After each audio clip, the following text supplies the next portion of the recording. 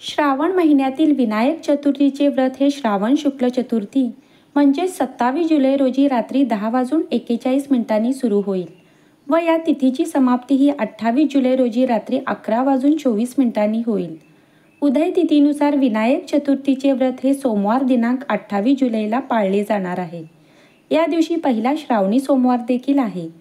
तसेच रवी व भद्रा योगही तयार होत आहेत. या दिवशी रवी योगामध्ये गणपती बाप्पाची पूजा केल्याने शुभ फळ मिळते. तसेच या दिवशी दुर्वा गणपतीचेही व्रत आहे. विनायक चतुर्थीला भगवान गणेशाच्या कृपेने सर्व कामे यशस्वी होतात. त्यासोबतच जीवनात येणारे सर्व अडथळेही दूर होतात. या पहिल्या श्रावणी सोमवारी भगवान शिव आणि माता पार्वती सोबतच विघ्नहर्ता श्री गणेशाचेही पूजन केले जाईल. भद्रा काल हा सकाळी 10:27 सुरू होईल व रात्री 11:24 असेल. या 12 तासाच्या भद्रा काळात कोणतेही शुभ कार्य करू नये. या श्रावणी सोमवारी शिवासोबतच प्रथम पूजनीय असलेल्या गणेशाचेही नामजप करावे.